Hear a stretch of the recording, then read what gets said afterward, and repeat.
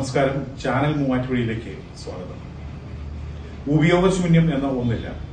ഒരാൾക്ക് വേണ്ടാത്തത് മറ്റൊരാളുടെ കയ്യിൽ വിലപ്പെട്ട സൃഷ്ടിയാകാമെന്ന് തെളിയിച്ചിരിക്കുകയാണ് ഈ വീട്ടമ്മ. പാഴ്വസ്തുക്കളിൽ നിന്ന് മനോഹരങ്ങളായ കരകൗശല വസ്തുക്കൾ തീർക്കുകയാണ് പുളിന്താനം സ്വദേശിയായ മണിയമ്മ. പാഴ്വസ്തുക്കൾ പലർക്കും വെറും മാലിന്യമായിരിക്കാം. പക്ഷേ പോത്താനിക്കാട് പുളിന്താനം സ്വദേശി ഇലഞ്ഞിമറ്റത്തെ മണിയമ്മ സോമന് അത് കലയുടെ നിറവും സൃഷ്ടിയുടെ സൗന്ദര്യവും നൽകുന്ന സമ്പത്ത് തന്നെയാണ്. മറ്റുള്ളവർ മാലിന്യമായി കരുതുന്ന പ്ലാസ്റ്റിക് ചാക്കുകൾ, പ്ലാസ്റ്റിക് കവറുകൾ, കുപ്പികൾ, സിറിഞ്ചുകൾ, തെർമോക്കോൾ, മുട്ടത്തോട്, പേപ്പറുകൾ തുടങ്ങി ലഭിക്കുന്നത് എന്തും ഉപയോഗിച്ച് വിവിധ വസ്തുക്കൾ നിർമ്മിച്ച് വീട് അലങ്കരിക്കുക എന്നതാണ് മണിയമ്മയുടെ ഹോബി. 6 മാസം മുമ്പ് ഒരു ദിവസം കയ്യിൽ കിട്ടിയ പ്ലാസ്റ്റിക് കൂടിൽ യാദൃശ്ചികമായി നടത്തിയ പരീക്ഷണത്തിൽ ഭംഗിയുള്ള പൂവ് ഉണ്ടായതു മുതലാണ് മണിയമ്മയ്ക്ക് കരകൗശല നിർമ്മാണം ഹോബിയായി മാറിയത്.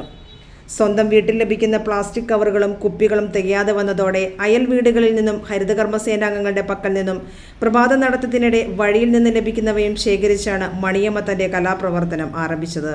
വീടിന്റെ വരാന്തയും സ്വീകരണ മുറിയുമെല്ലാം കരകൗശല വസ്തുക്കൾ കൊണ്ട് നിറഞ്ഞിരിക്കുകയാണിപ്പോൾ.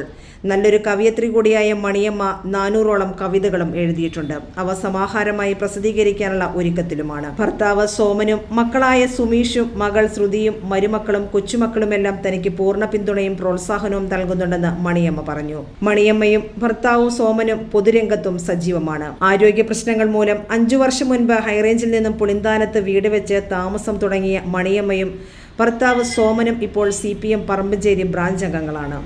യാതൊരുവിധ പരിശീലനവും നേടാതെയാണ് ഈ കലാരംഗത്തേക്ക് വന്നതെന്നും വളരെയേറെ സന്തോഷമാണ് ഇതിൽ നിന്ന് ലഭിക്കുന്നതെന്നും മണിയമ്മ പറഞ്ഞു.